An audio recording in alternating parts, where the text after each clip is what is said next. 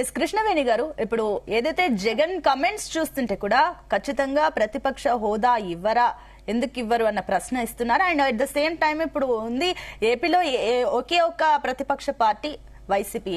అవునన్నా కాదన్నా అదొకటే పార్టీ ఉంది కాబట్టి అదొకటే ఉంది ప్రతిపక్షంగా.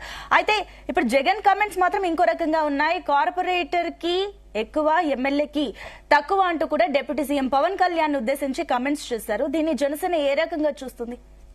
జగన్మోహన్ రెడ్డి గారు చూడండి, ఆడలేక మధ్యలో ధరవని ఒక సామెత ఉంటదండి. అలాగా రికార్డింగ్ ప్రెస్ మీట్లు మాత్రమే పెట్టగలిగినటువంటి జగన్మోహన్ రెడ్డి గారు ఇంకా క్వశ్చన్స్ ఏమైనా అడుగుతారేమో మీడియా సోదరులు అనేసి జస్ట్ ఆ ఒక కామెంట్ చేసి వెళ్ళిపోతే దాని మీద పడిపోతారు కదా అనేసి వెళ్ళిపోవడం, అంటే ఎస్కేప్ అవడం అండి. ఆ ఎస్కేప్ అవడం కోసం పవన్ కళ్యాణ్ గారి మీద కామెంట్ చేసేసి వెళ్ళిపోయాడు జగన్మోహన్ రెడ్డి.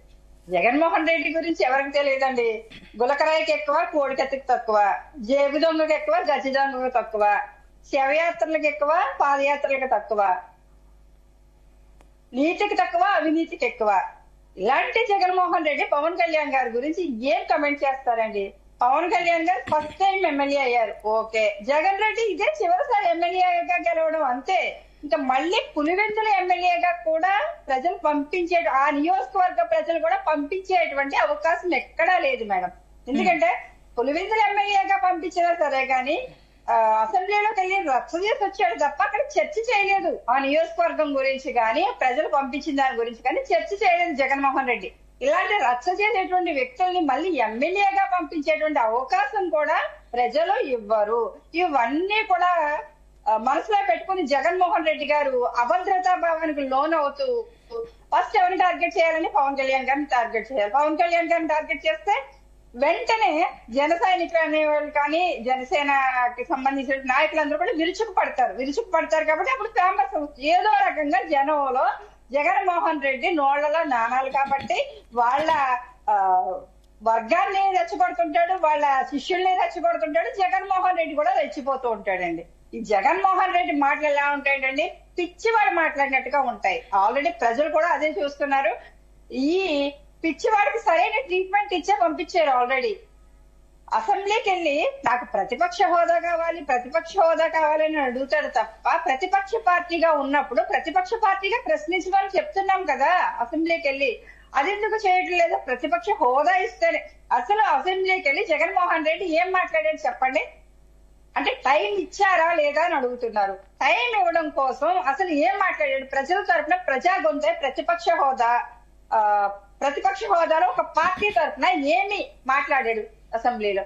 అదంటే ప్రజలు చూడట్లేదా? కాకపోతే పవన్ కళ్యాణ్ గారిని టార్గెట్ చేయడం ఇప్పుడే కాదండి, ఇదివరకు కూడా ప్యాకేజీ అని, దత్తపుత్రుడు అని రకరకాల మాటలు మాట్లాడడం పవన్ కళ్యాణ్ గారి మీద.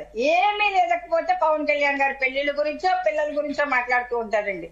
ఈ జగన్మోహన్ రెడ్డి ఎప్పుడు ఇంట్లో తల్లి చెల్లె జగన్మోహన్ రెడ్డి కామెంట్ల నుంచి తప్పించుకోలేకపోయారు. ఇవాళ పవన్ కళ్యాణ్ గారు తప్పించుకుంటారు. పవన్ కళ్యాణ్ గారి మీద విరుచుకు పడుతున్నాడు జగన్మోహన్ రెడ్డి అంటే ఖచ్చితంగా విరుచుకు పడతాడు. ఎందుకంటే ఈ దుష్ట ప్రభుత్వానికి, వైసీపీ దుష్ట ప్రభుత్వానికి చర్మగీతం పాడి పవన్ కళ్యాణ్ గారు ప్రజలకు విముక్తి కలిగించారు. ఆ విముక్తి కలిగించినప్పుడు మళ్ళీ ఆ స్టేజ్ లో అందుకోవాలంటే జగన్మోహన్ రెడ్డి ఇంకొక జన్మెత్తాలి తప్ప ఈ జన్మలో సాధ్యమయ్యేటువంటి పరిస్థితి లేదు. అంటే కృష్ణవేణి గారు, అంటే ఇప్పుడు స్పీకరే స్వయంగా ఖచ్చితంగా జగన్ అసెంబ్లీకి రావాలంటూ కూడా ప్రత్యేకంగా చెప్పడం జరిగింది గతంలో. అండ్ ఇప్పుడు ఈ యాక్షన్స్ అన్ని జగన్ మాటలు చూస్తుంటే కూడా స్పీకర్ ఖచ్చితంగా జగన్ పైన యాక్షన్ తీసుకునే ఛాన్సెస్ ఉన్నాయని జనసేన భావిస్తుందా?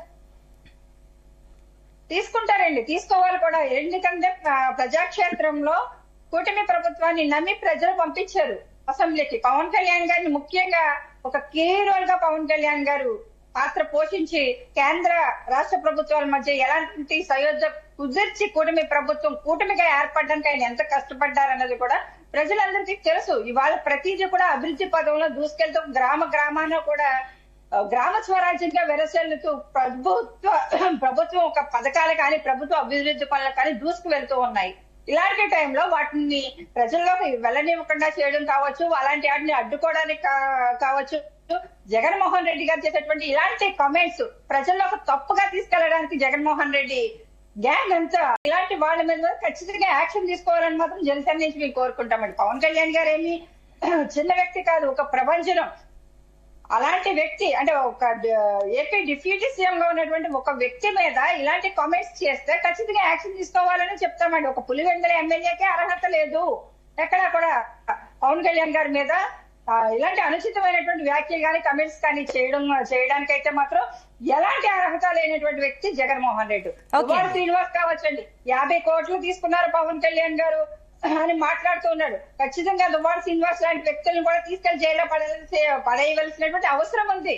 ఎందుకంటే అది తప్పుడు సంకేతాన్ని తీసుకుని వెళ్తుంది. ఒక సినిమా చేస్తేనే 100 కోట్లు సంపాదించేటువంటి మా అధినేత పవన్ కళ్యాణ్ గారు ఈ రోజు ఆయన సొంత కష్టార్జితంతో ఆయనకు వచ్చేటువంటి సెక్యూరిటీకి కూడా జీతాలు ఇచ్చి పోషించుకునేటువంటి మా పవన్ కళ్యాణ్ గారి మీద ఇలాంటి తప్పుడు మాటలు మాట్లాడితే మాత్రం వీర మహిళలుగా మాత్రం దువ్వాడ శ్రీనివాస్ లాంటి వ్యక్తుల్ని రోడ్డు మీదకి లాగా చెప్పుతో కొట్టం మేడం.